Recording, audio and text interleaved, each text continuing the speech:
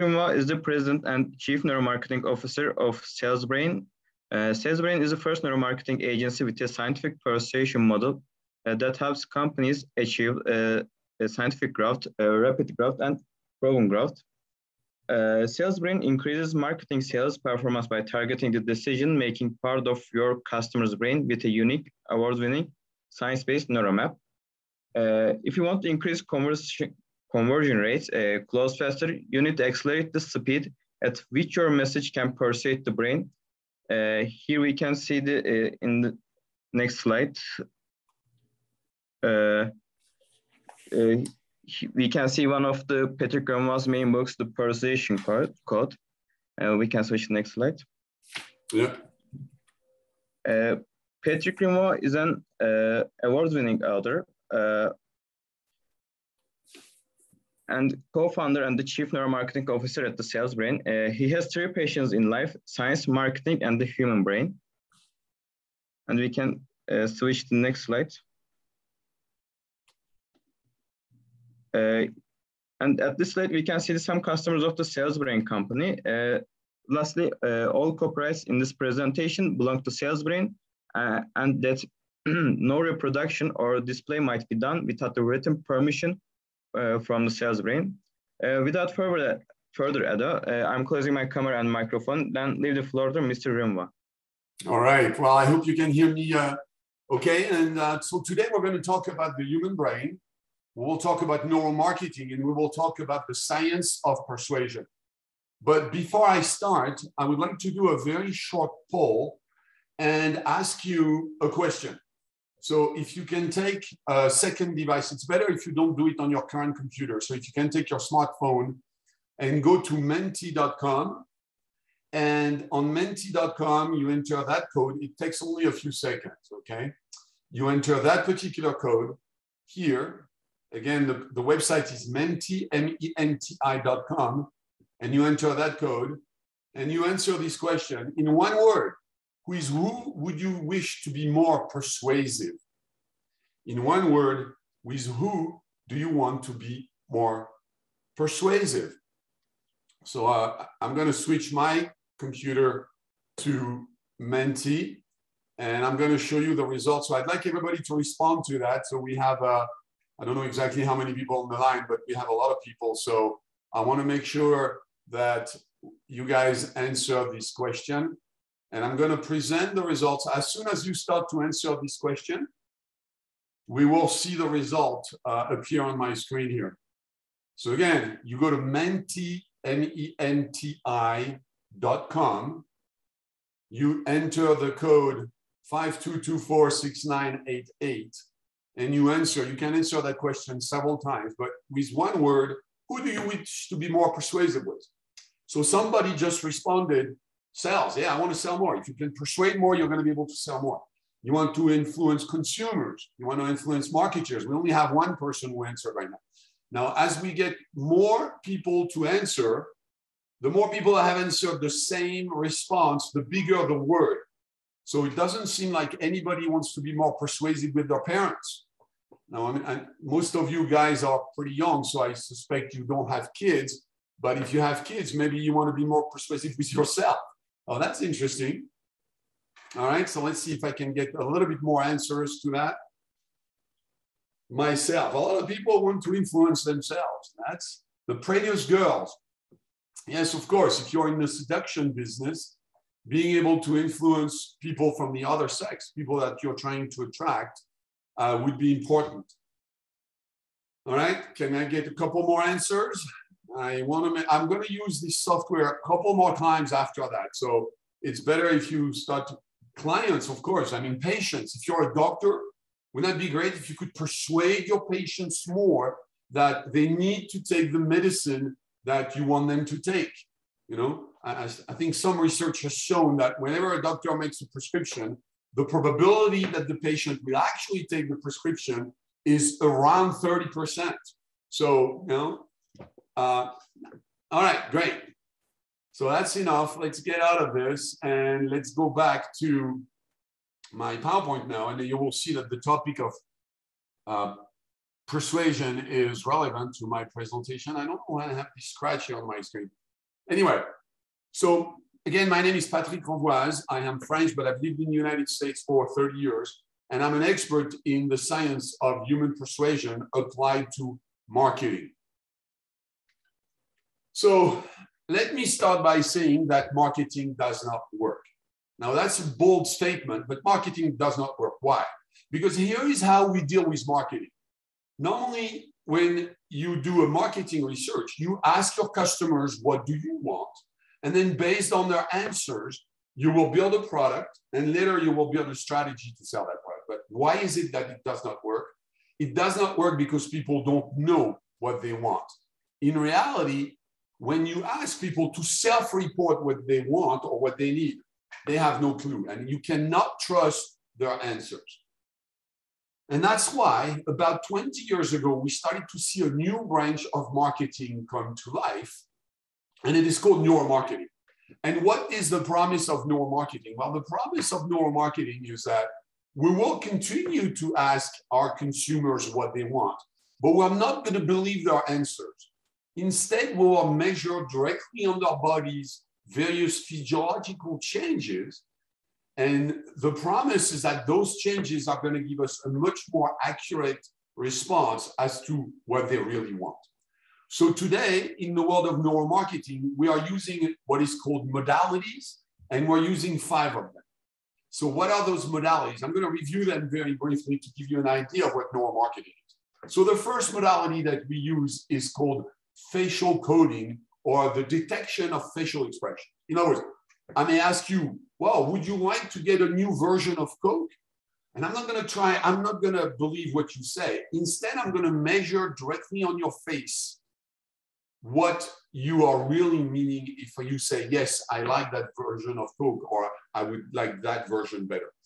As you know, the muscle on your faces are giving us an indication of the emotional state that you're in.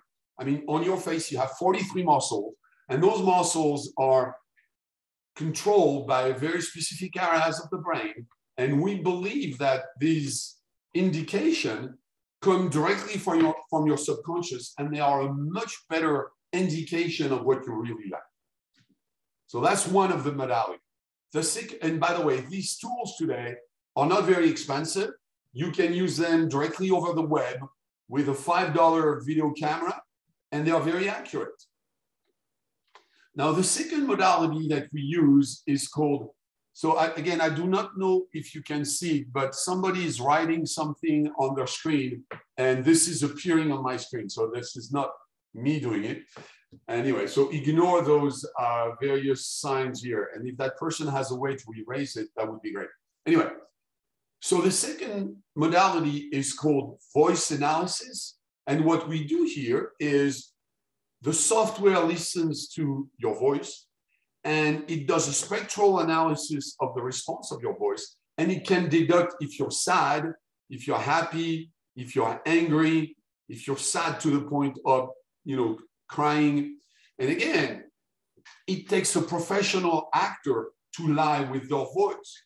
So if you're not a professional actor, and I ask you about a new version of Coke, and I really want to figure out if you like that new version of Coke, I should probably trust your tone of voice much more than your self-reported measures about Coke, right?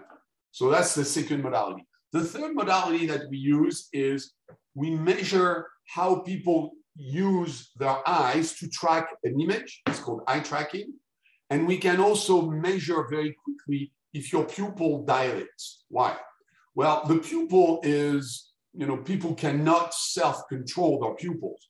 Now, of course, we know that if you get into bright light, your pupil will dilate.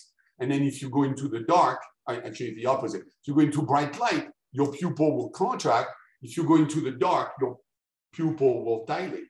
Well, but that is not the only response that your pupil controls. For example, if you get excited about something, your pupil will instantly dilate, and then it will contract again.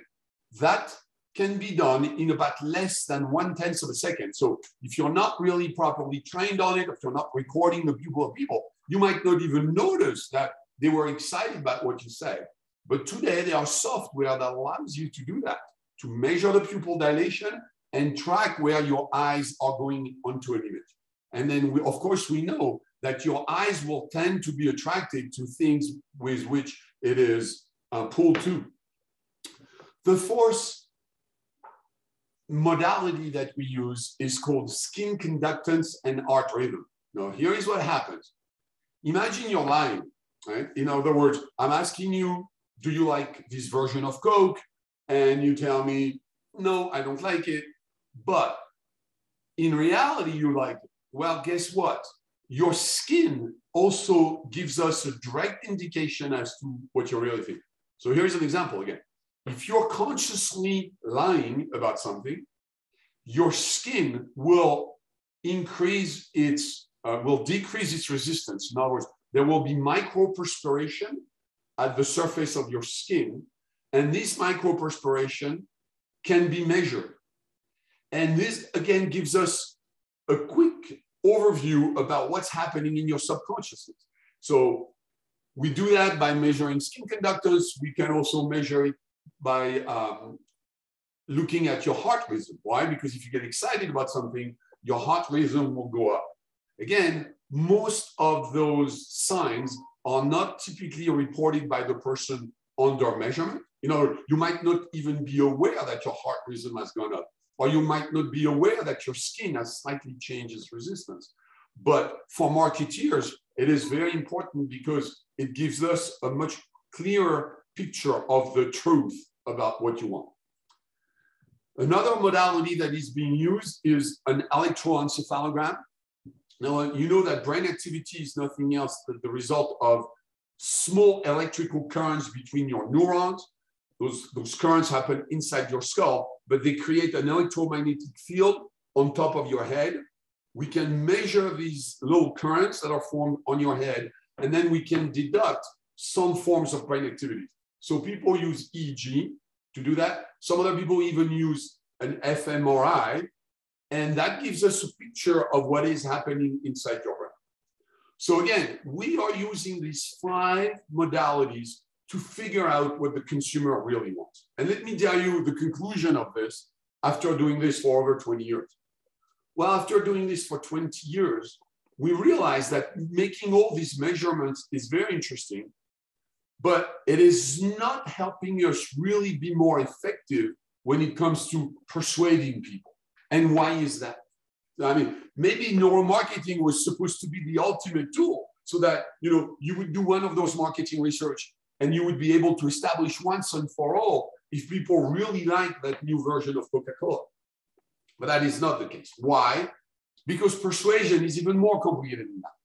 It's even more challenging. And why is this so complicated?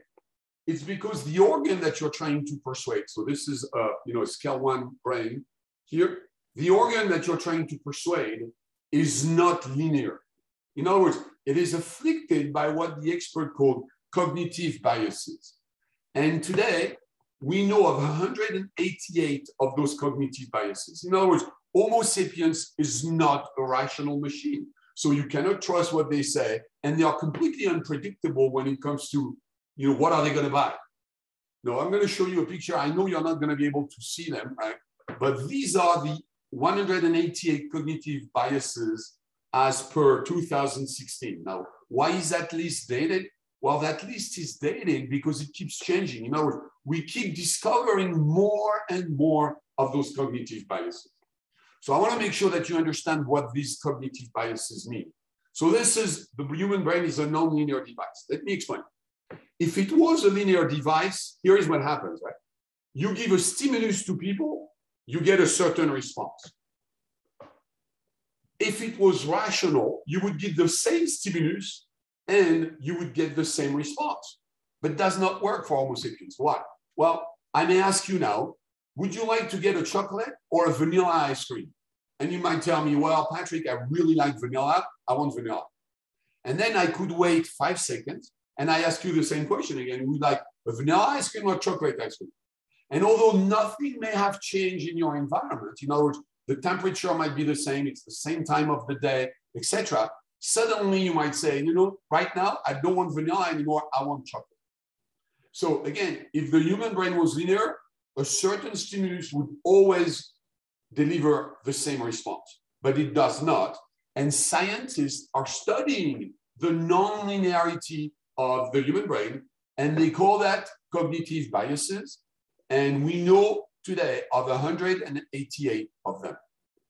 Now, here is the problem, of course, is those biases are known by people who study psychology, for example, but they are completely unknown in the business world. Very few people know about it. And when my clients are typically business people, and those business people, what they need is they need a scientific map that will help them persuade more. So the map that we have developed, and the map, by the way, this is, I don't know if you can see properly, but this is a copy of my book. And in the back of the book, there is a copy of that map. And by the way, that map is also on our website. So if you guys are interested, you can always download it later. Anyway, so what my company does is we present the only theory of persuasion, the science of persuasion, the process of persuasion, and finally, the chemistry of persuasion. So this is a copy of the map. Now, I know it may look like it's very complicated, but in reality, it is quite simple. And this is the result of 25 years of research and a lifetime of being in the business of marketing and neuromarketing. Right? So I'm going to talk about the theory, the science, the process, and the chemistry of persuasion. Now, I want to give you one word of warning here, which is that it works like a language. In other words, we talk about the language of persuasion. So just like you cannot learn a language in 1 hour, you guys are not going to be able to learn that language in 1 hour. So I would invite you, if you're more interested at the end of this, to start learning more. Right? All right, so in this theory, let's get started with the theory. So every theory needs a formula, and this is the formula that has gotten us all the awards that we have received. In other words, we believe that your probability to persuade somebody is equal to 4 factors. First of all, it's equal to the intensity of the pain in the brain of your customers, multiplied by the uniqueness of what you claim about your solution to eliminate their pain, multiplied by what they can expect to gain. In other words, you will take your customers from a painful situation. If they decide to agree on what you want to sell them or to agree to be persuaded by you, you will take them to a less painful situation, and that delta will call it again. And at the end of the day, you still have to multiply this by your probability to reach a specific area of their brain called the primal brain. And because this factor is as important as those 3 factors combined, it is elevated to the cube. Now, I know some of you maybe don't like mathematics too much, so I'm going to simplify this formula by giving you an example. Now, imagine you're selling water. It's a very simple product. And I would like to make sure that we all agree that your probability to persuade is directly proportional to how people are thirsty. In other words, if your prospect is not thirsty, your chance to sell him or her water is very limited. Multiplied by what? Multiplied by how unique your water is. Why? Because most likely you have other competitors. Here is a competitor, here is a competitor. So if you have 4 competitors, you divide your probability to sell by 1/5. Why? Because your customer, if they don't see the difference between your water and their water, will randomly choose to buy any of those 5 waters. So you have 1/5 the probability to sell to them. Multiply by what? Multiply by the degree to which they believe that your water can eliminate their thirst better than any other water.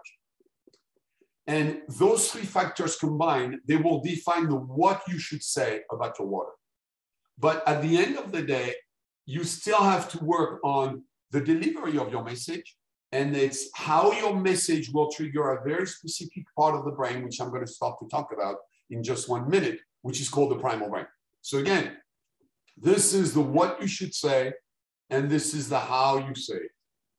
As you will see today, I will talk about the first 3, but I will not have time to talk about the last one because this one gets even more detailed, more complicated. All right. So before we go further into this, let's talk a little bit about the science of persuasion now, and the fact that we don't have 1 brain, but we have 2 brains. So for the longest period of time, people thought that we had only 1 organ there, but About 20 years ago, a very famous researcher by the name of Daniel Kahneman won the Nobel Prize in Economy in 2002. He demonstrated that we don't have one brain, but we have two brains. So the two sections of the brain are here. You have what's called the rational brain. It's the outside layer of the brain. Sometimes people call it the neocortex.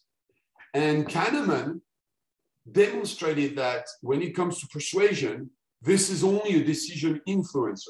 In other words, it is not the decision maker. It has a little bit of influence, but not so much. In reality, deeper inside the brain, you see what's called the primal brain. It's made of three sections here. It's made of the cerebellum. The cerebellum is this area here. Plus this area here is called the reptilian brain. And this one here is called the middle brain. And all together, these three sections of the brain, all together, they are called the primal brain. And here is what the puzzling discovery that Kahneman made. And again, he received the Nobel Prize for it. And that was in 2002, so it's not so long ago. He demonstrated that the primal brain is the key to human persuasion. It's the key to human behavior. So the research behind this, again, Kahneman wrote a book about it. His book is called Thinking Fast and Slow. And in his book, Kahneman talks about two systems in the brain. He named it System 1, which is the primal brain, and System 2, which is the rational brain, which is the slow brain.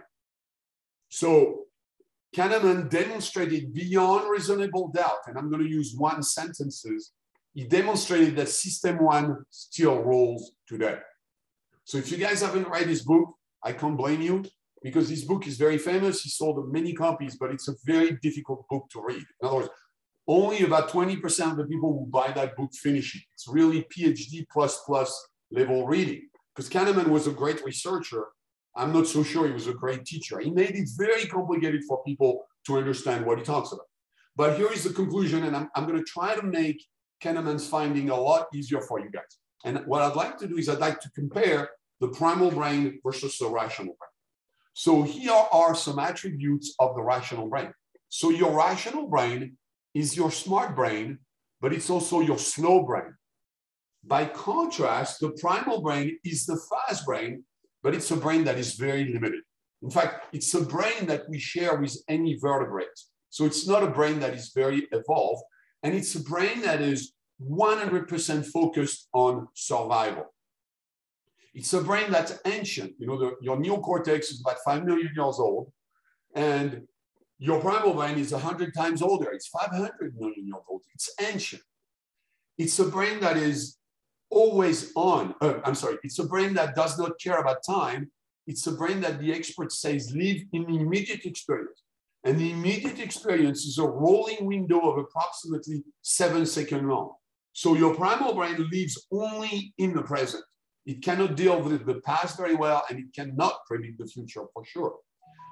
It's a brain that cannot be turned off. It's a brain that is always on.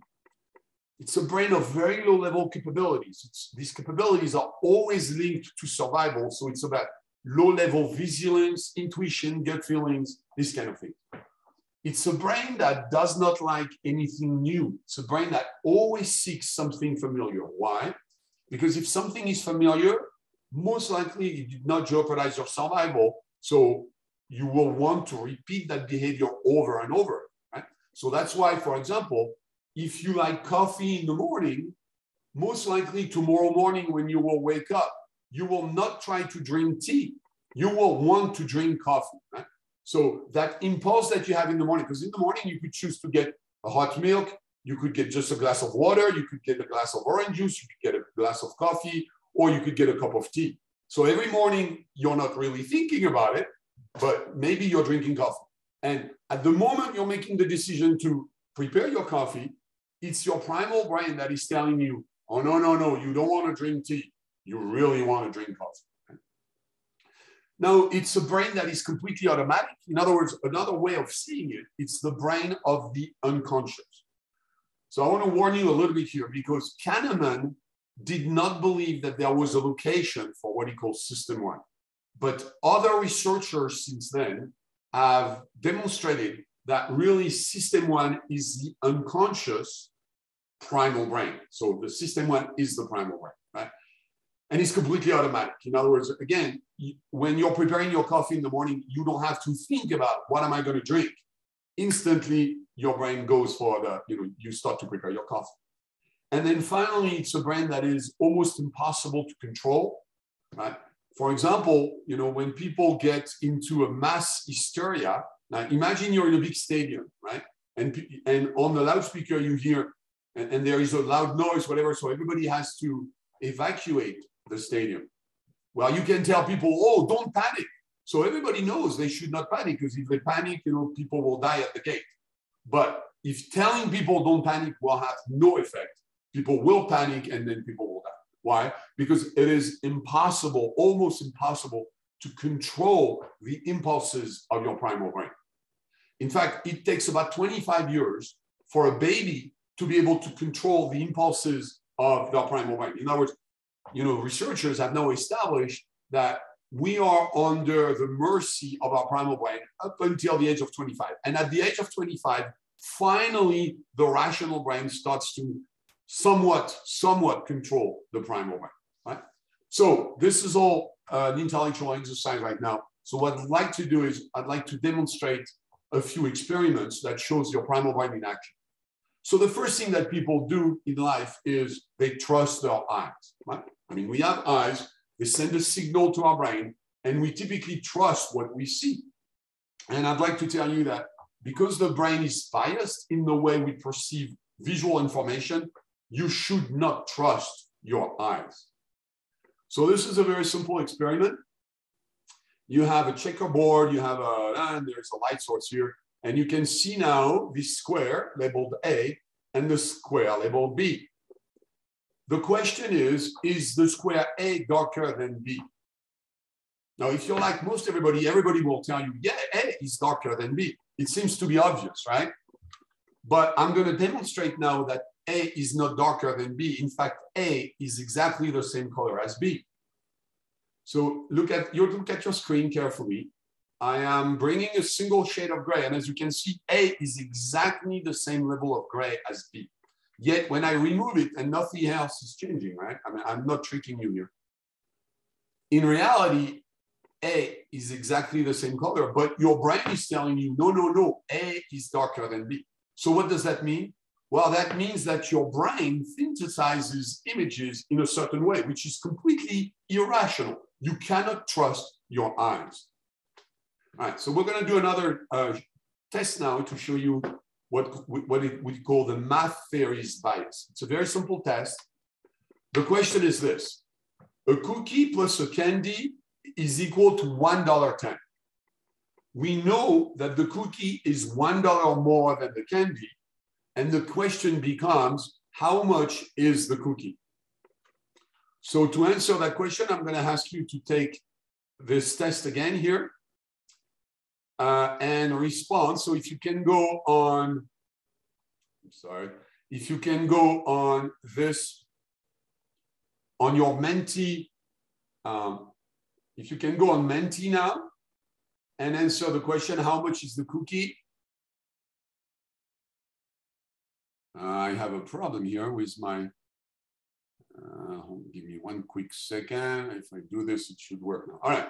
So you guys go on menti.com. You enter the code. All right. So you have to do this really quickly. You should not be thinking about it too much. You guys are overthinking it. Come on. I have only 5 responses, 6 responses. We should have more. All right. Now it influences the people because, all right, you guys are smart. All right, can I get a few more? I only have about a dozen answers right now. Okay. All right, so you guys are right. The right answer is this. The right answer was 105, 5 cents, and 110. Now, I know we're doing this remotely, and you guys had time to think about it, but I've done this test in front of 1,000 people in a room, and when I ask them to raise their hand and say, well, so I know how much is the cookie, 90% of the people say $1. In other words, it's very easy for people to make that mistake, and 90% of Homo sapiens makes that mistake. Why? Because it's more logical, but that's not the right answer. Let's do another quick test now, and this one is called the narrative bias. So I would like to ask you to imagine a large, bright yellow lemon. Now everybody should close your eyes, so close your eyes, and imagine that large, bright yellow lemon in front of you. Now imagine slicing that lemon in two, and now you have the perfect half lemon. And I would like you now to take a bite into that slice of lemon. Now imagine having the juice of the lemon reach the back of your teeth and the tip of your tongue. So again, with your eyes closed, imagine having a slice of lemon in your mouth and feeling or experiencing the quality of the juice of that lemon, because that lemon is very sweet, but it's also very acidic. It's very acid, right? And at the same time now, you can smell the zest of the lemon, and the whole experience is very nice. You're enjoying this experience. So I'd like to give you a couple more seconds to experience that lemon.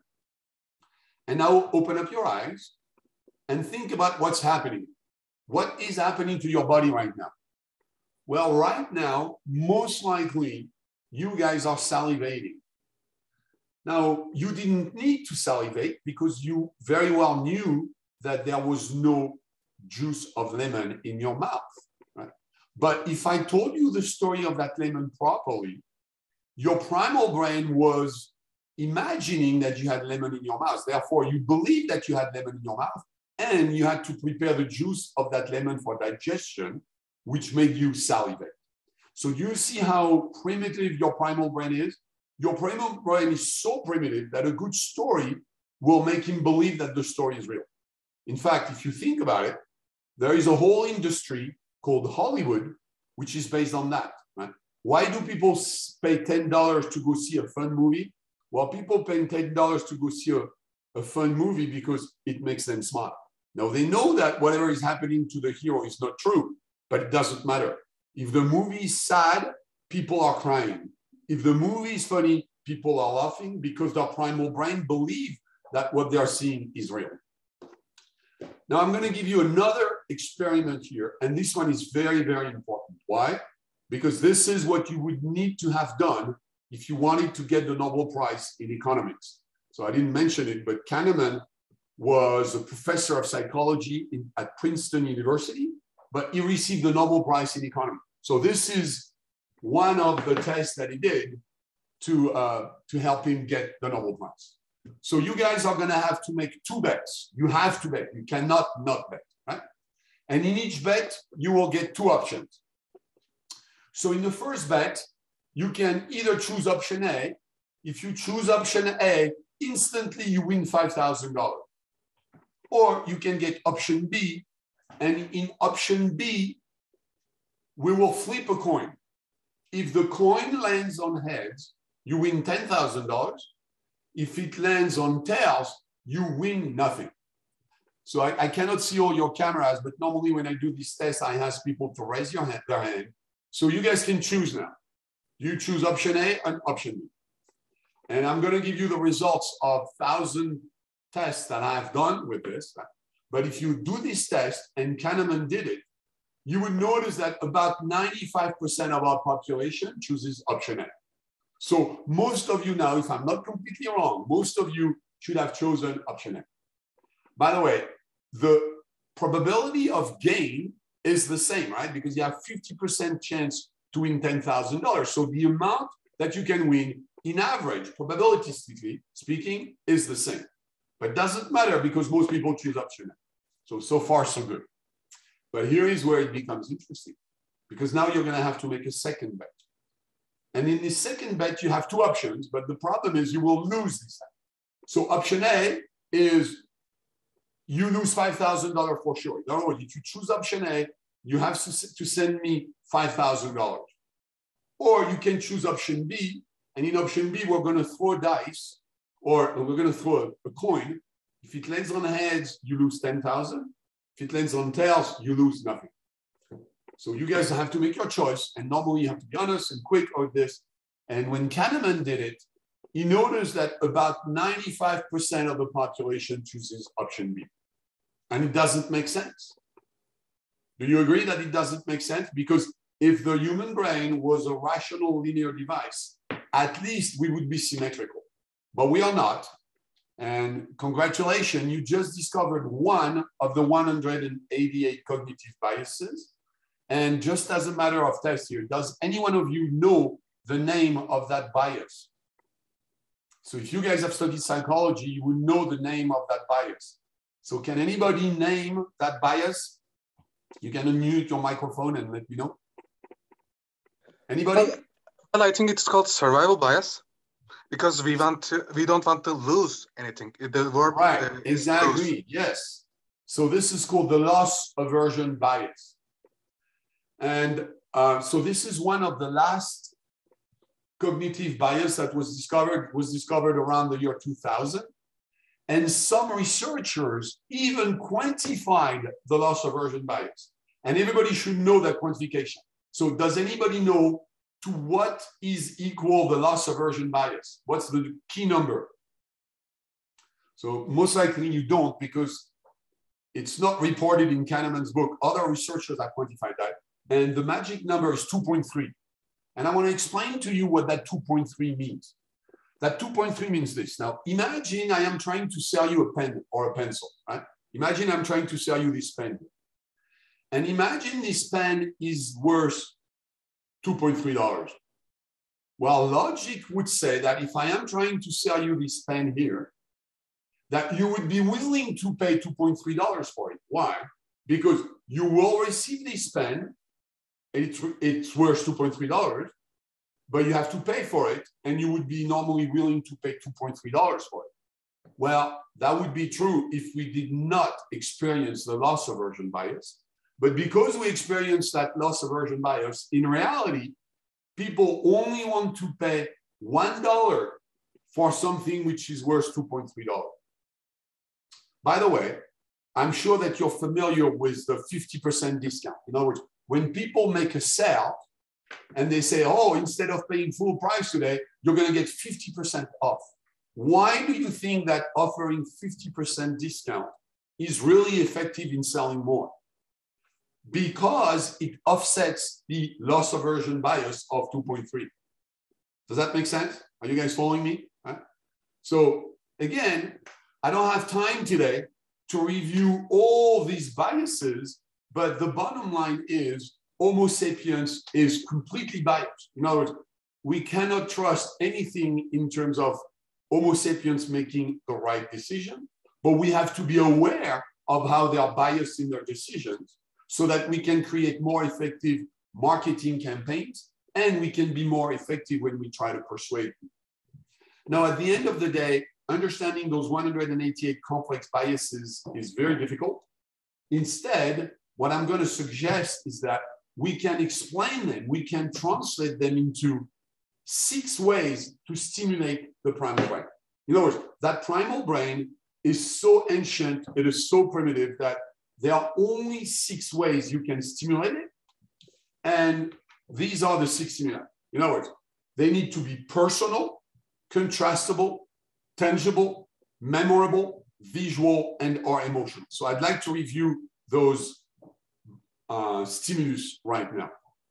So the primal brain is selfish. Why?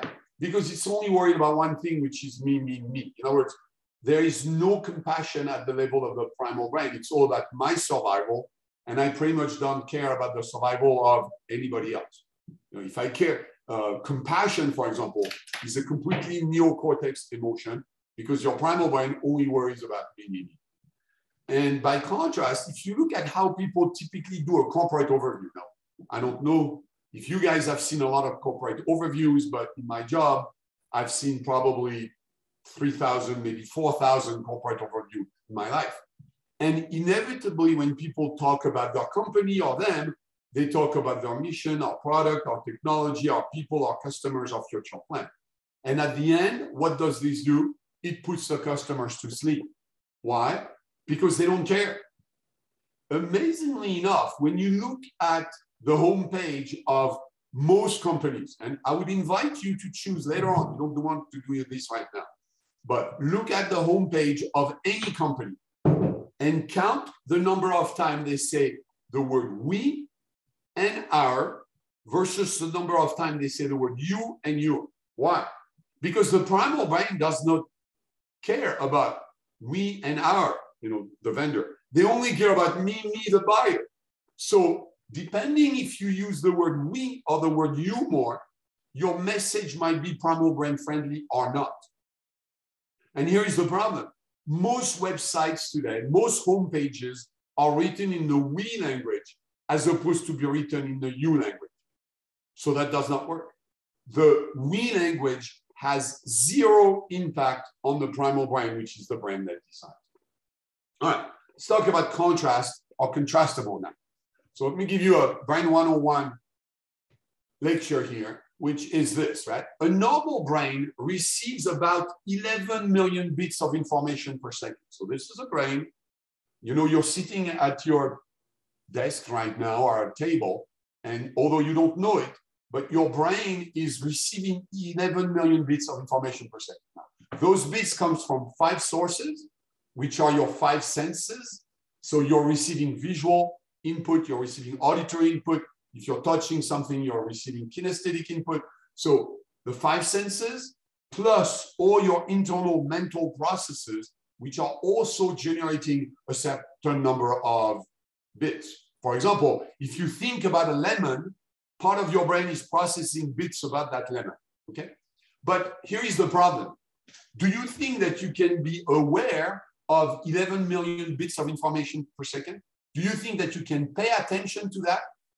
Well, researchers have established that in reality, that's all the bits you receive, but you can only pay attention to about 50 bits per second.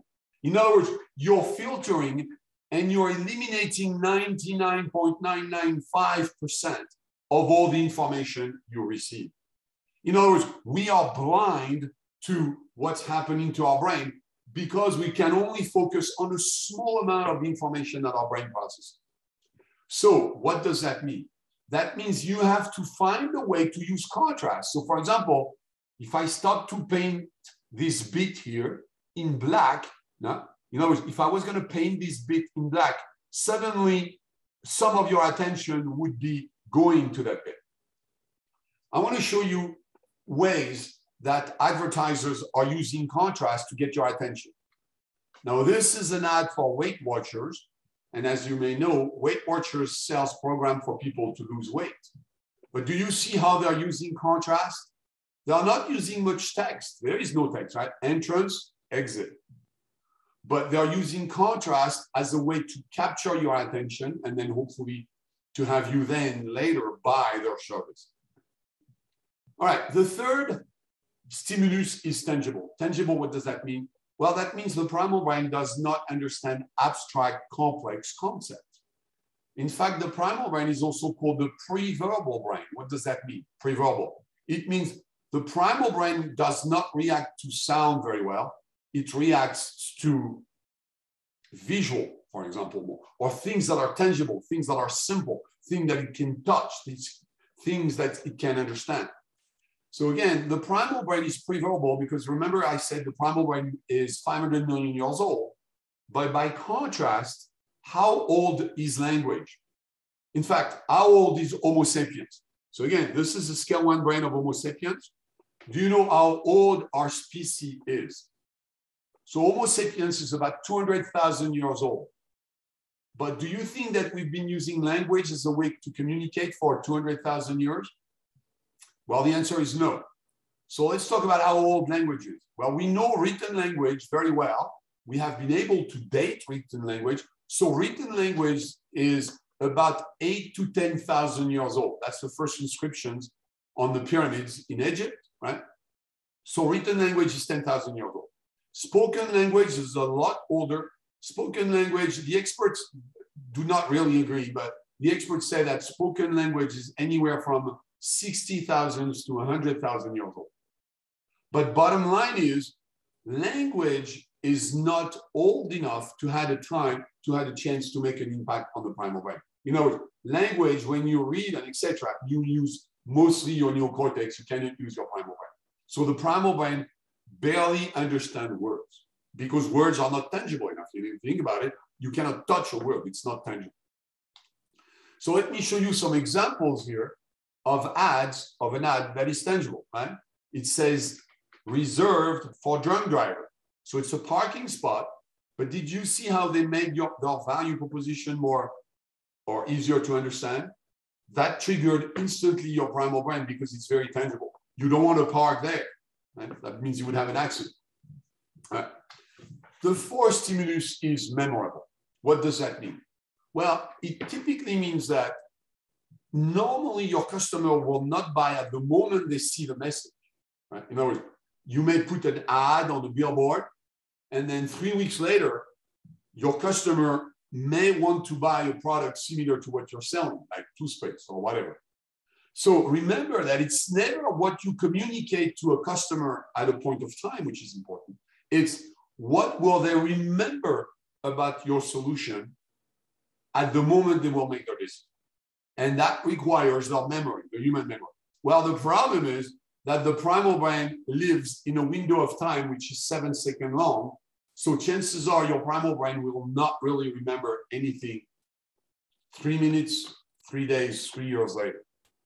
And the reality is that we don't really know how human memory works. So, you know, the brain, a normal brain contains about 80 billion neurons, and each neuron is connected to an average of about another 1,000 neurons. So in reality, we have about 100 trillion neuronal connections in our brain. These connections are called axons, and I'm going to give you a microscopic view of the end of an axon. So this is an axon here on the left. It's connected to one neuron. This is another axon here, which is connected to another neuron.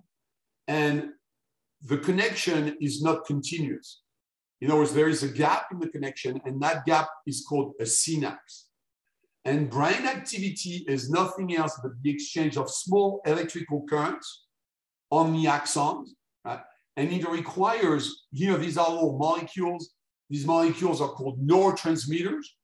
And the neurotransmitters, they go from one end of the synapse to the other end. And at the end of the day, this is brain activity. Now, if I was going to ask you, do you remember your grandmother? So I'm asking you, do you remember your grandmother? So you take a few seconds. Now, when you did this, how many neurons did you think you triggered? Did you trigger one neuron, and that neuron is called your grandmother? So every time you think about your grandmother, that neuron fires up? Well, the answer is no, you did not trigger just one neuron. You triggered millions of neurons just so you remember your grandmother. Just like you triggered millions of neurons when I asked you to think about a lemon. So bottom line is, we don't really know why and how human memory works. Now, human memory is completely different from the memory that you use when you use a computer.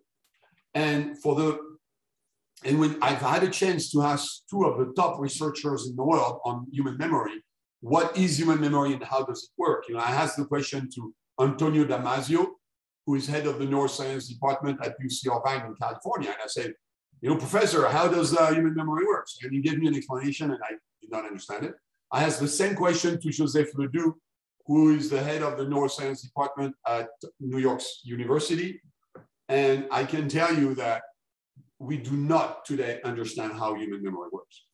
But as a business person, I cannot accept that. So for the longest period of time, I have tried to explain with a very simple formula what we can remember. And at the end of the day, I believe that memory is equal to what? It's equal to the number of times something is repeated. In other words, if I repeat to you 100 times the alphabet, at the end of the day, you will remember the alphabet. But if I only tell you the alphabet once, and you've never learned the alphabet before, you will not be able to remember it. So can we all agree that memory is a function of the repetition? And then it gets a little bit more complicated here, multiplied by the amount of emotion at the moment of learning, multiplied by the amount of attention that you're paying at the moment of learning. So again, I do not want to waste too much time to spend on this, but I want to tell you something here, that your attention is not a linear process. In other words, most people think that attention stays the same, over a certain period of time, but in reality, attention works like this. We remember things at the beginning of an interaction, we remember things at the end of an interaction, and we forget pretty much everything in between. So I'm gonna do another test here, and we're gonna use Menti to do that. But I'd like to have you pay attention, because we can demonstrate this curve if enough of you participate. So here's what we're gonna do. I'm gonna talk to you now. I'm gonna imagine that you're one of my customers, and I'm gonna try to sell you something. It doesn't matter what I'm gonna try to sell you. Your job is to try to remember what I'm gonna say, all right?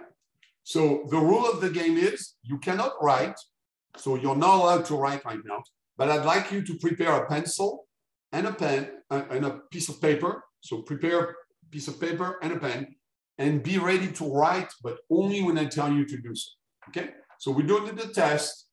Ready? Here we go. Well, good morning or good evening, ladies and gentlemen. My name is Patrick. I'm very excited to be here with you today. I would like to sell you a fantastic product, and here is why you should buy it. Ready? So here is what you need to remember. Money save you. New discovery, easy results, proven health, love. Great. So that's the list of words that I wanted you to remember. So I'd like to ask you now to go back to your Menti. And first you take a piece of paper right now and write down all the words that I told you. I told you 10 words in the middle of my speech. Everybody take that piece of paper and write down as many words as you can remember from that list of 10 words I gave you. So everybody does it. I'm just giving you a few seconds now. And I hope that everybody remembers at least one or two or maybe even more of those words. All right, so do the test. Very good. So now I'm going to show you the words that I said. So if you go to Menti, I would like you to, hold on a second. My slide is not active. Yes, hold on one second. I need to do something on Menti now.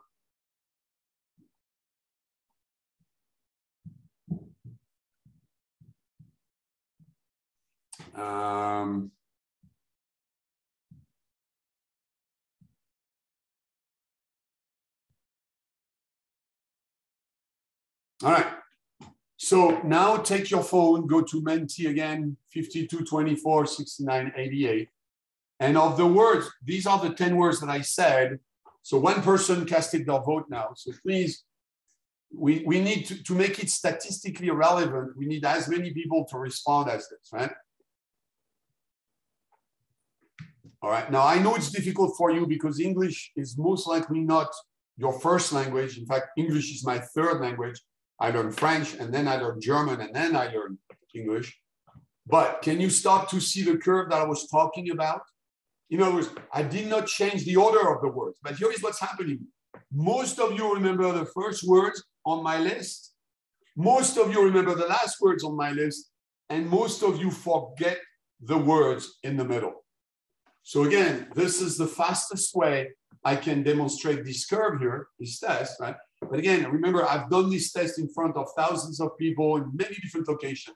And the more people you have, the more you end up with that curve. So remember that at the end of the day, people remember things when they are repeated, when they are embedded with a lot of emotion, and depending on their attention level. And we know for sure that their attention is high at the beginning, high at the end. So I mean, I know you all are students. And most likely your courses last 1 or 2 hours. So what does that mean? It means if you're a teacher and I want you to remember what I'm going to teach you, I need to put the important stuff at the beginning. I need to put the important stuff at the end. And what I'm going to teach you in the middle, chances are you will forget most of it. Right? All right. So congratulations, you've just discovered 2 more of the cognitive biases. So do you know what is the scientific name of that bias? Scientists, they like complicated words. So can anybody tell me what is the scientific name of the bias that we just demonstrated? We demonstrated two biases. Anybody knows it? Come on. Don't be shy. All right. Well, I'm telling you the answer. I don't think it's a completely cognitive bias because, you know, it's the mechanism of synapses. That's how they work. They get excited over time. So in most of the things we perceive, it's the beginning and the end. Right. I don't know, it's cognitive or it's the mechanism of how synapses works. Right, but it's still, I mean, I agree with you that bias, which is a psychological bias, is triggered by some biology in the brain. But we came up, I mean, the scientific community came up with a very specific name for it, and it's there at the top, and it's called the primacy recency effect. No, we remember the first thing that happened, the primacy, the recent one, the last one, the most recent in time. So it is called the recency primacy effect. In fact, this was discovered in 1967. So it's one of the very first bias that was discovered. And it's one that is very well documented. In other words, this one, we understand it very, very well. Right? But that explains this formula. All right. Let's get to the next stimulus here. And before I go to the next stimulus, let me ask you a question. How many windows are there in your kitchen or dining room? How many windows are there in your kitchen and dining room? Now, most of you should have the answer by now, right? And most of you would have switched their brain into a visual mode to process that question. In other words, suddenly you try to remember your kitchen and you go, oh, in my kitchen, I have only one window. And then you would go into your dining room and you would go, oh, in my dining room, I have two windows. The total is 3. And what did you do to do that? You turn your brain into a visual mode. And guess what? That visual mode is the next stimulus to the primal brain. In other words, your primal brain does not understand words because words are not visual at all. I know it's kind of counterintuitive because when you're reading, you're using your eyes. So you could think that words are visual, but words are not visual. In fact, reading is a 3-step process. Again, you don't know it, but if you are going to study the science of reading, you would understand that there are 3 steps in the process of reading. And only the first one is visual, and it has to do with recognizing the shape of the letters. But the last 2 steps are not visual. In fact, when you use your brain to read, you are using mostly the side of your brain. You're using your auditory cortex. You're not using your visual cortex. And your visual cortex is in the back of your brain. So when I ask you how many windows in your kitchen, you use your visual cortex, which is located in the back of your brain. So at the end of the day, the primal brain is visual. Why? Because seeing things is more important for surviving than hearing things, right? You know, if you're blind, your chances of survival are very slim. Whereas if you're deaf, you have more chances to survive. And let me give you some examples of this. Now, this is an ad for Bose noise canceling headsets. So I want you to process this, right? Now, it's a visual ad, although they're selling you something which has to do with audio. Right? So they made that value proposition more visual. And they use humor, of course, right? And I'd like to show you another slide now, which is about predictive eye tracking. I mentioned eye tracking in the past. Right? Now, in eye tracking, what we do is, so this is a website. I mean, I took one randomly. Right? Now, do you know that it would be interesting to know where the eyes of your visitors are going? And there is technology today where you don't even need to test it with real humans. You can use a predicting software. In other words, it's using a very sophisticated algorithm. And that algorithm is telling us that most of the attention of the people on that website is going to go right here, where there is text here. It's going to go on that head of that person, etc. In fact, we can even predict in which sequence people are going to scan that particular image. All right, and the last stimulus is emotion. Now, the greatest expert in the world of emotion in the brain is is a neuropsychologist called Antonio Damasio. He wrote several books on it. And here is what Damasio says. So I'm quoting him. Right? Damasio said, we are not thinking machines that feel. We are feeling machines that think once in a while. So it's not like emotion is a nice to have. Emotion is key for understanding human behavior. In fact, emotion is even key for survival. Why? Because if you see a snake, it's a good idea to be afraid of the snake, because if you're not afraid of the snake is going to bite you and you're going to die. Now, the problem is that people think that emotions are irrational, because we use the word emotional to mean irrational. But emotions are rational, and scientists are rationalizing emotions. So to my knowledge, there are at least 20 scientific models of emotion. So you can pick the one you want.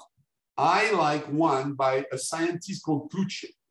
And the model of Plutchik is this one. It's both simple, but also both very sophisticated model. In his model, you have 8 primary emotions: joy, trust, fear, surprise, sadness, disgust, anger, and anticipation. In his model, which is like a diamond here, when you go towards the bottom of the diamond, it's the same emotion which decreases. So for example, grief becomes sadness, becomes pensiveness. Ecstasy becomes joy, becomes serenity. Now in his model, when you combine emotion, you got more emotion. So for example, joy plus trust is what we call love. Joy plus anticipation is what we call optimism. And in his model, you can never have 2 opposite emotions at the same time. In other words, you cannot be sad and experience joy at the same time. And bottom line is, emotions are chemical reactions inside the brain. In other words, it's not like emotions are abstract or intangible. Emotion exists, they are real, and they correspond to various kind of chemical exchanges in our brain.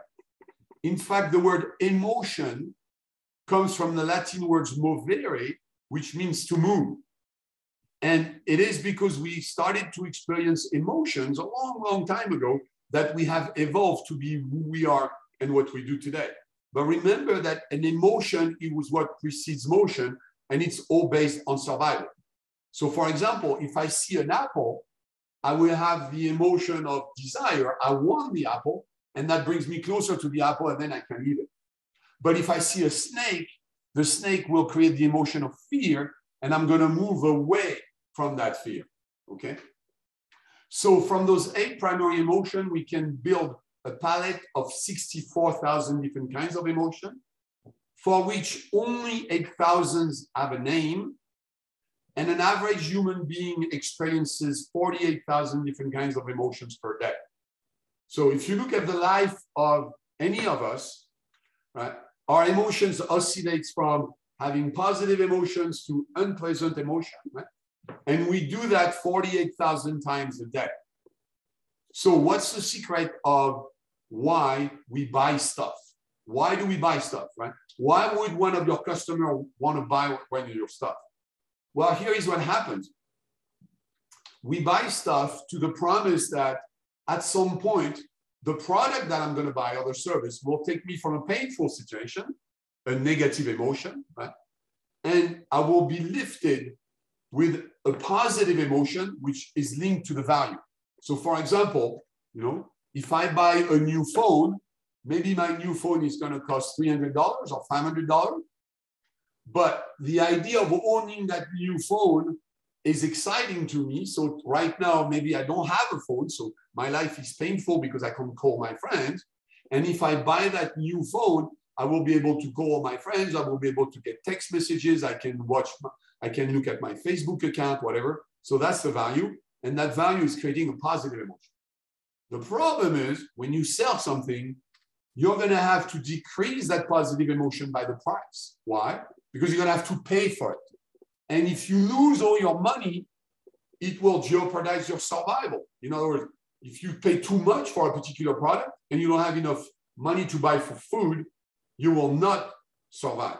So paying for something creates a negative emotion, and that's the negative emotion of the price. Now, to make things even worse, you have to multiply that negative emotion by 2.3 to take into account the loss aversion bias, right? So what's the secret about why people buy? People buy only to the degree that they believe that at the end of the day, the difference between the value of what they receive minus 2.3 times the price is what we call the gain equation, right? So we define the gain as the difference between value minus 2.3 find the price. So here is the secret of why we buy stuff. And if you're into selling something, your job is to communicate that positive emotion of the gain. So again, this is all theoretical, but I want to show you a couple of examples of messages that use that. So this is an ad for Preparation H. It's an anti-hemorrhoidal medicine, right? And did you notice how they made it visual and emotional? So again, if you were as curious as I was 20 years ago, you would notice that there are only 6 ways you can trigger the primal brain. You can trigger the primal brain if the stimulus is personal, contrastable, tangible, memorable, visual, and emotional. So what I've done for the last 25 years of my life is I have taught companies how to do that. And we've done that through the process of persuasion, and we have translated those 6 stimuli into 4 steps. So I'm going to review them very quickly now, right? But again, if you were marketing students and you wanted to learn more about it, you would have to learn more what these 4 steps mean. So the 4 steps are diagnosing the pain, differentiating your claims, demonstrating the gain, and finally delivering to the primal brain. Now, why do you need to diagnose the pain?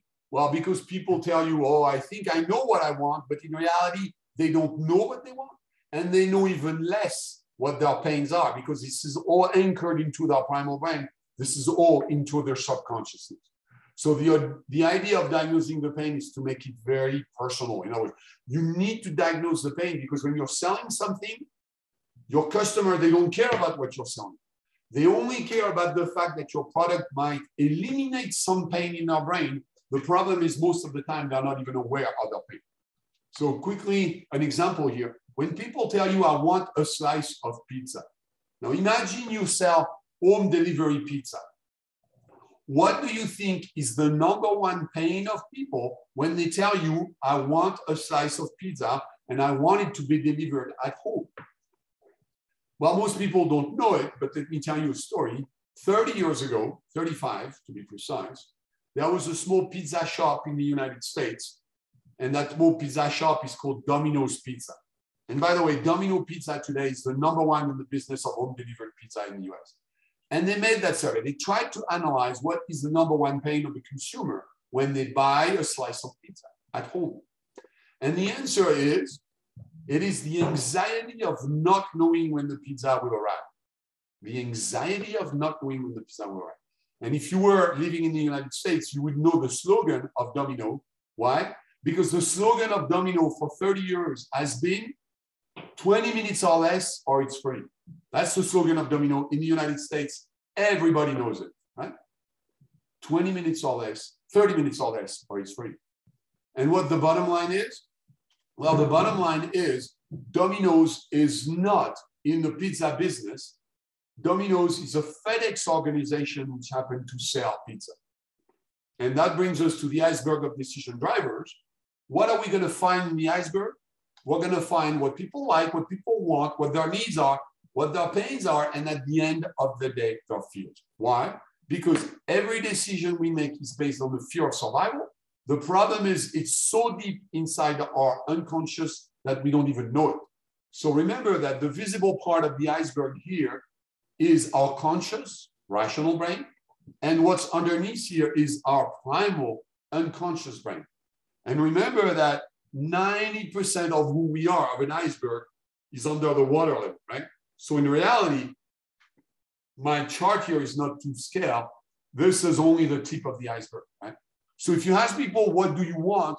Well, people will tell you, I want a thin crust pizza, I want pepperoni, I want cheese, blah, blah, blah. But that's the wrong question because we don't care about what they want. And they don't know what they want anyway. What we care about is what are you afraid of? What is your pain? And again, in the case of a slice of pizza, the answer is that pain is the anxiety of not knowing when the pizza will arrive. And Domino became number one because their marketing slogan is 30 minutes or less or it's free. So the bottom line is you need to dig deeper inside the iceberg. And if people tell you I want pizza, they don't want pizza. If people tell you I want coffee, chances are they don't want coffee, they want something else, right? So the job of the smart people who want to persuade more is to really do a good diagnostic, to dig inside the iceberg, and to possibly use some of those neuromarketing techniques we talked about earlier on. So after you've done that, you need to differentiate your claims. Why? Because the primal brain is sensitive to contrast. And I want to show you an example here. Now imagine I ask you, please choose an apple. So, you know, they're all gray apples. It's not that easy to choose, right? But now let's see how I can help you make the decision. Look at the screen. Now, do you see how most of you now would be tempted to take that green apple? Why? The only thing that I changed is I changed the contrast in the various apples that you can choose. And the problem is that when people sell, a typical website, they say this. They talk about who they are and what they do. But they never tell you the why they should buy, the why you should buy. In fact, most websites start by saying, we are one of the leading provider of. But guess what your competitors are saying? All the competitors are saying, we are one of the leading provider of. There is not enough contrast. You have to be able to start by saying, you should buy from us because we are the only provider. And then you need to finish that sentence. In other words, I recommend that you write a book. And this book is not about who you are and what you do. This book is titled Why Buy From Us? And your claims are going to be the title of the 3 chapters in your book.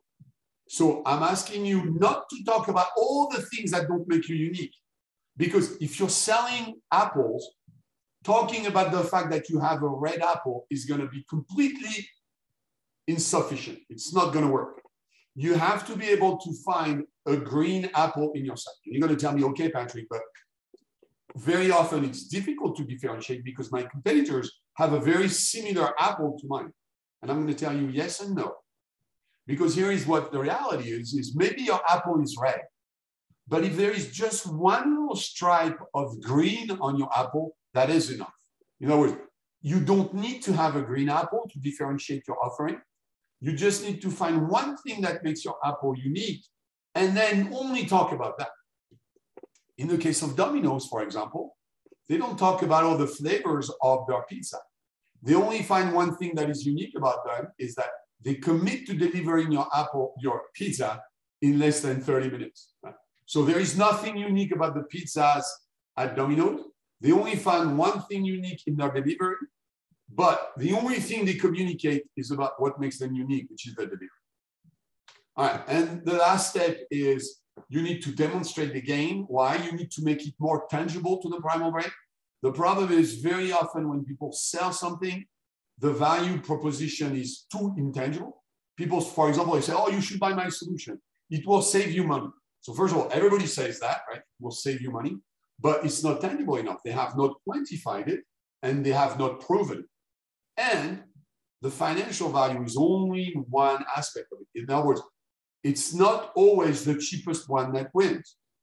You want me to give you a proof of that? You know, Mercedes sells a lot of cars, but Mercedes are not the cheapest car. So people never buy only based on the price, right?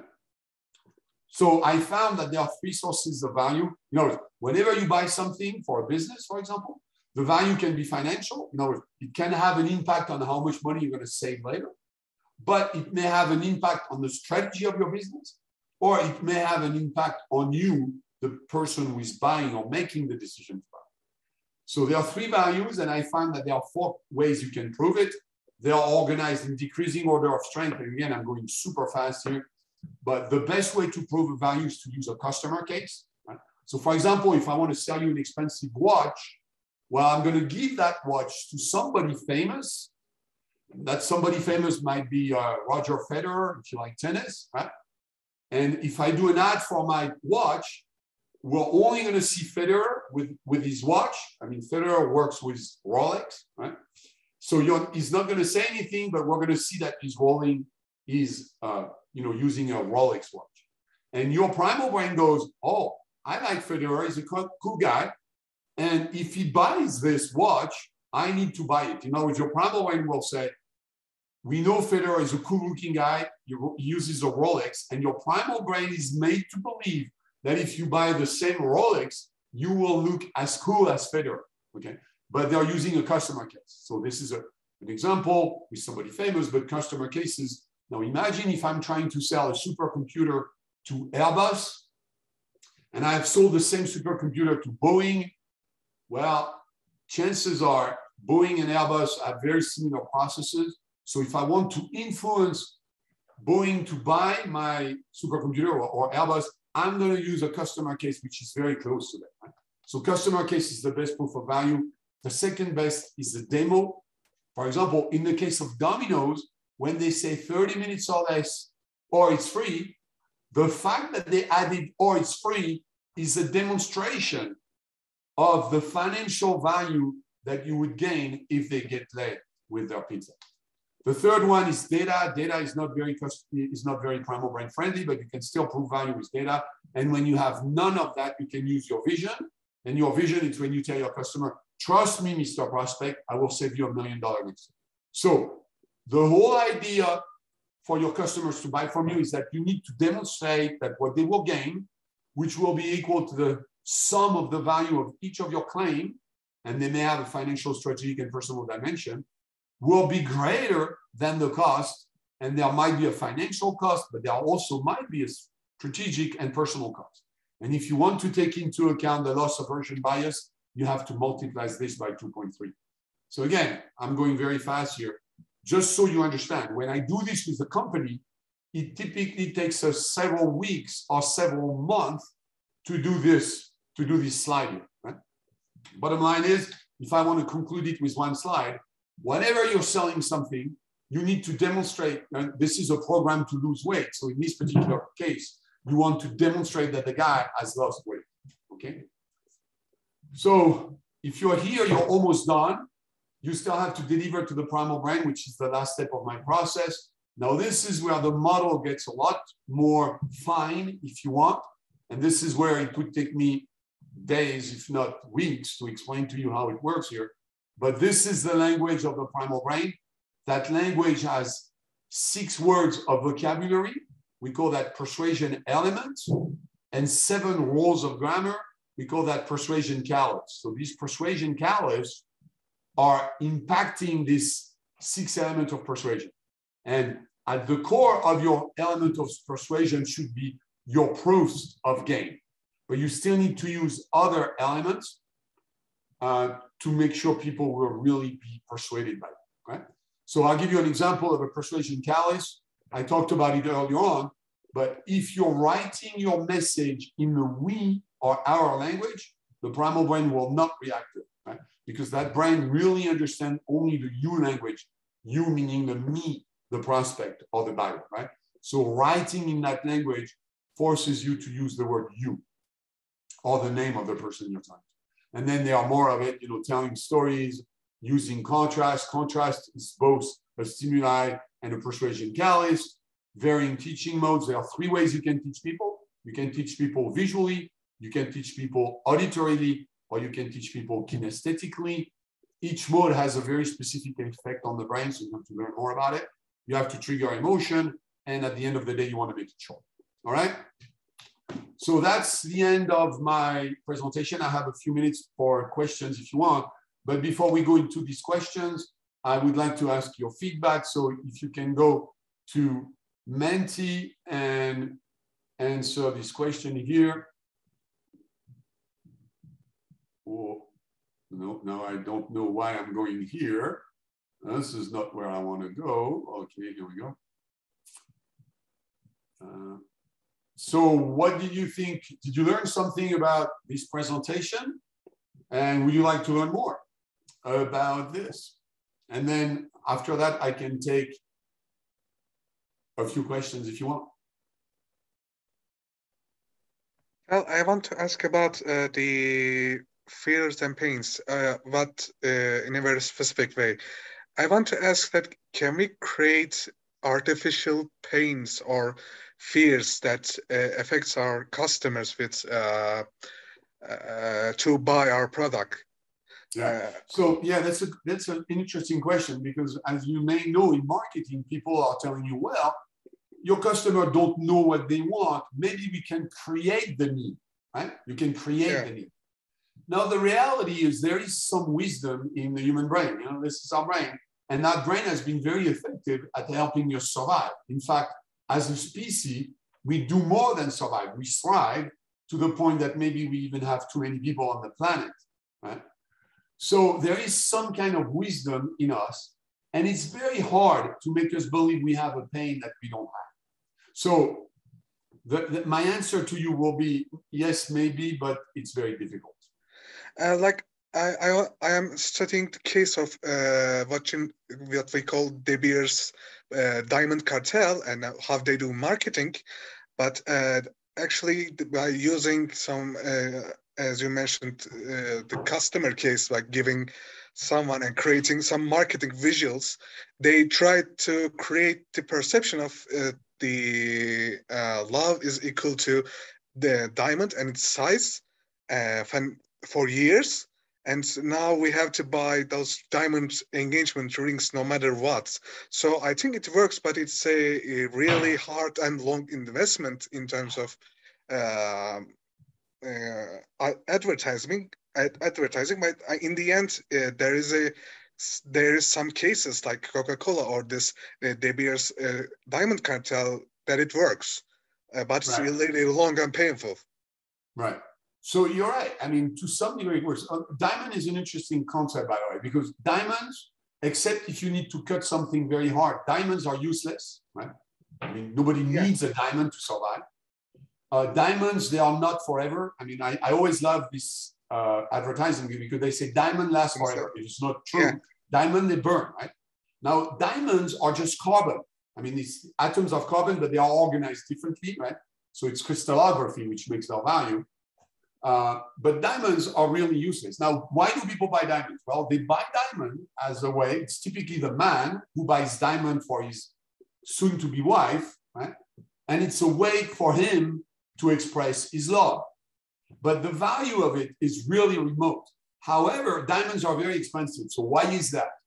Well, they are very expensive because they are rare. And the rare triggers the contrast, right? Mm.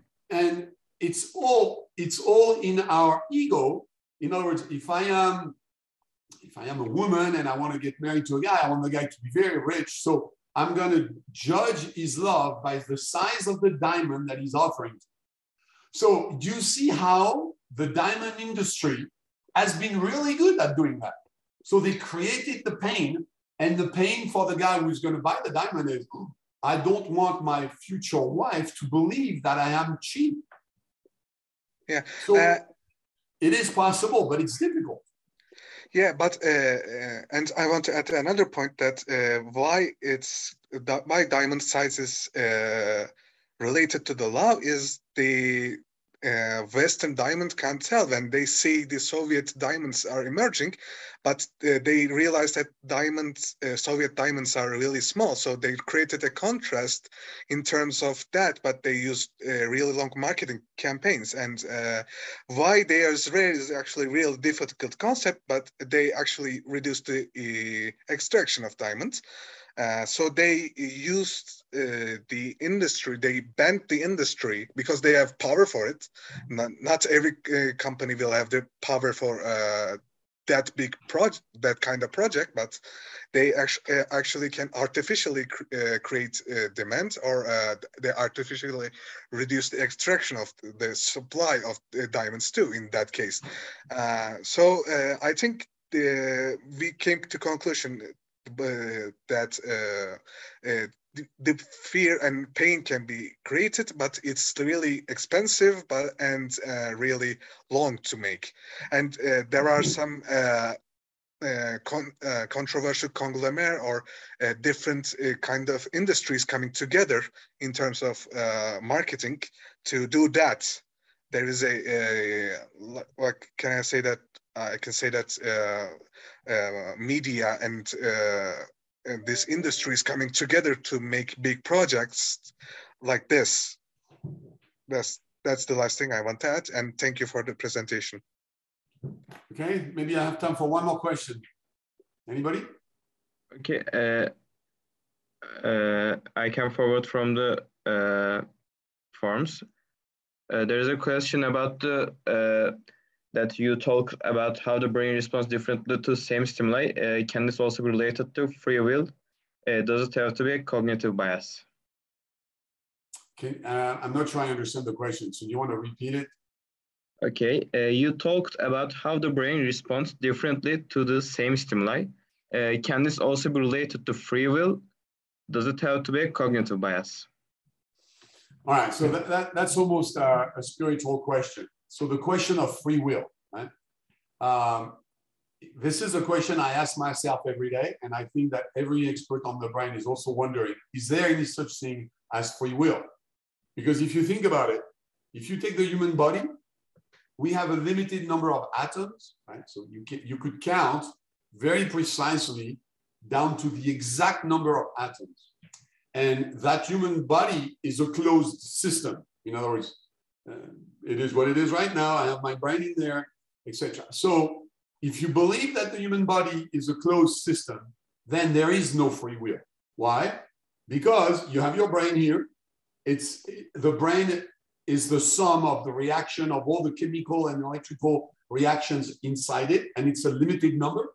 So if I send you a stimulus, I should always get the same response. So if you believe that, then there is no free will.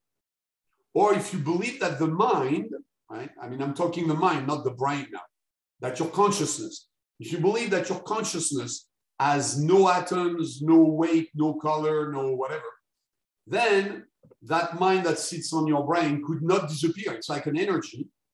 So then you have to believe in reincarnation. You have to believe that your soul will never die. And then there is free will. So, I mean, I would like to debate this with all the top experts in the world. I have asked the question to a few of the neuroscientists that I've met, but we don't know. Okay, thank you, sir. As a neuroscientist, I can add a comment for that. Free will can be interpreted as the theory of chaos. Like the starting results, that starting stimuli is changing our brain, and we should get the same result in the end. But if we cannot predict the small changes and small variations, really small variations between the stimuli we have given to the brain, we cannot expect the outcome will be the same, because the starting conditions are really small and it can change. It's called chaos theory, like it's the butterfly effect. No, I've had that debate. I totally understand what you're saying. I understand what you're saying. I'm saying that if you take the chaos theory in the equation, you can maybe think that the chaos is creating what we call free will in terms of material science. But I understand what you're saying. But when you're saying, maybe if one of the stimulus creates a small change, I don't care how small that change is, it is still quantifiable. It has to be quantifiable in terms of the intensity of the neural activity in the brain. It has to be quantifiable in the type of neurotransmitters. You know, how many of those neurotransmitters atoms have been transferred? All that, what you call a small quantification, to me is not a small quantification. It could be a huge one. So I understand what it is. You know, if you study mechanics, it's also, you can also see that effect in what's called a turbulence, right? Either you have a flow that is continuous, or you have a turbulent flow, and the turbulent flow gives you something somewhat unpredictable. You can also study this in terms of random. You know, can you generate something completely random? Well, some people believe it is impossible to generate something random. Like when you flip a coin, you could say it's random, but it is not random. Depends on the type of coin. It depends what the table will be. Depends how much force you apply when you flip the coin. So yeah, I understand what you're saying. I've heard that theory before. I've asked some of the top neuroscientists in the world what they thought about it. There is no common answer. In other words, we don't have any scientific proof of either way. Do you agree with me? Yeah. What I say is we can pretend that we have free will because of the chaos theory. we can, but I mean, the chaos theory does not. It does not give me confidence to believe that the mind has some kind of structure and etc. Yeah, we have a structure, so we expect the same result. But this starting points are so small, differs in so small ways that we can at least pretend that we have free will.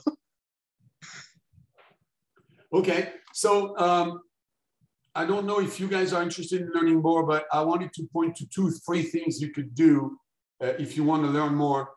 I have a TED Talk, but my TED Talk is very general. It's about 8 years old. So if you Google my name on YouTube, you will find my 17-minute TED Talk. Now, if you want to go a little bit deeper into the marketing aspect of my presentation, you can go on my LinkedIn profile, you can click this, and you'll have a 1-hour course called the Neuroscience of Selling. If you have LinkedIn Premium, it's free forever. But even if you don't have LinkedIn Premium, you just need to have a LinkedIn profile. And with that LinkedIn profile, you will have 24-hour access to either this course or this course. Both of them last a little less than an hour. Thank you again, sir. We are honored to host you as a speaker. Now, let me finish the presentation with the certificate of appreciation. If you mind to, when I close the sharing. Yep. Okay.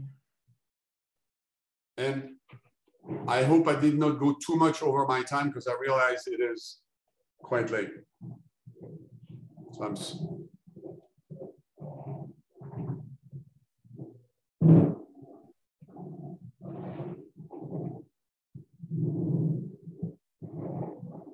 thank you.